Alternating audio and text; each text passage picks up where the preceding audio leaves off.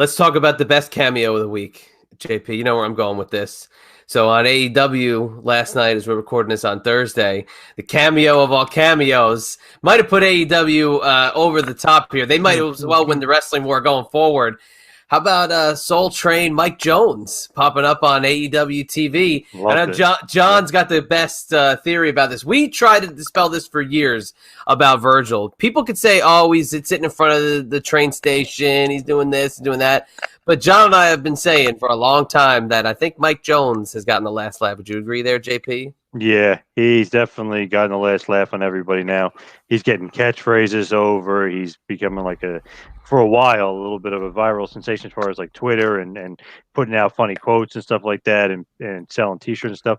And I don't know if people have realized this or not, but he's been, for the last couple of years, getting legitimate bookings, and he's been booked a lot and very frequently at autograph signings and stuff. So what used to be a funny thing, and Lonely Virgil was popular and cool and whatever, even though albeit somewhat lame, that thing kind of got over with the marks. But let's be honest here, he kind of took that, ran with it, got above it, and now he's kind of laughing at everybody because he's getting all these bookings. He's on AEW and getting a book in AEW. The best thing about it is that Cody had a great video package a few weeks ago, and DDP filled the role of kind of like the legend, talking up Cody and stuff. So of course Jericho, what does he do? He has a video completely making fun of him, saying, it's all about the bubbly, and that's all he cares about. When Cody was saying it's all about the title, so it was great. And of course, replacing the legend, he puts Soul Train Mike Jones, aka Virgil. I loved it.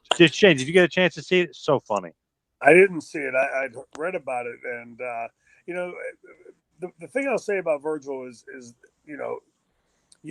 I never begrudge anybody that's willing to go out and bust their ass.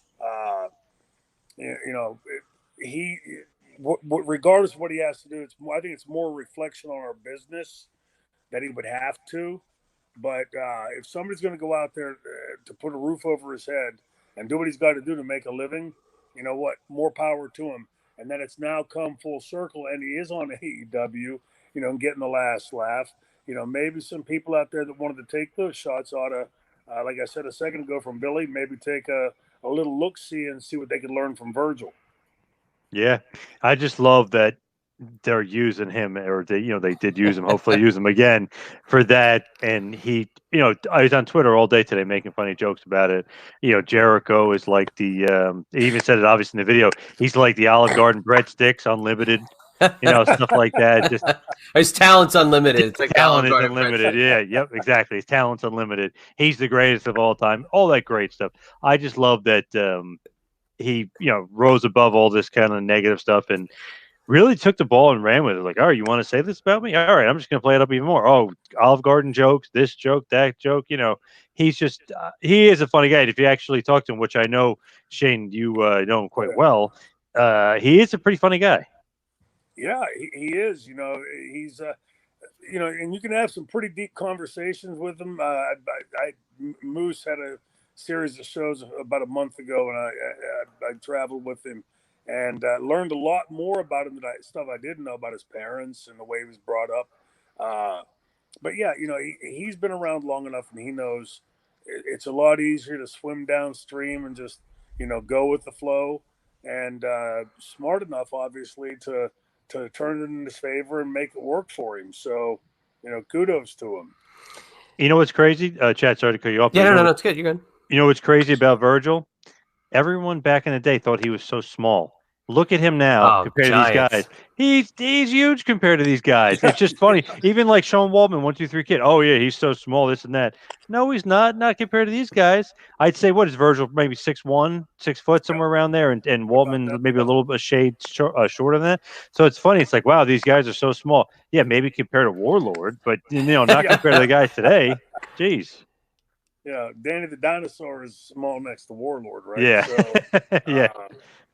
Yeah, no, those guys, again, it's just a compare and contrast. When they were in the business and people thought they were small because they were standing next to 7 foot, 400-pound guys. Yep. Right. Now in the business, you're standing next to a bunch of 100-pound guys and 180-pound guys. It just puts it in perspective. Again, there's a place for that, but for that to be your main, your roster 99% of it. That's where I think that that there's an issue, and I think back to what Billy said, there's some of these guys, if they want to be main event guys, if they want to be known and remembered 30 years from now, then they're going to have to do something to separate themselves from that pack. How they do that is up to them. They have to figure that out. But we were always trained when I was a kid, find a way to be different. And right now, I'm not seeing anybody being different. You see a picture of Virgil from 1987, 1988. His arms are friggin' gigantic. Yeah. When he got more into, when the WWF started using him more in the ring, he got a little more lean. He was chiseled as hell, but his arms in like 88 were friggin' phenomenal. Oh, yeah, with that vest on too. Oh they my look God, even bigger. Yeah, huge. And he still obviously probably could teach some people a thing or two about training and how to keep themselves, looking so good.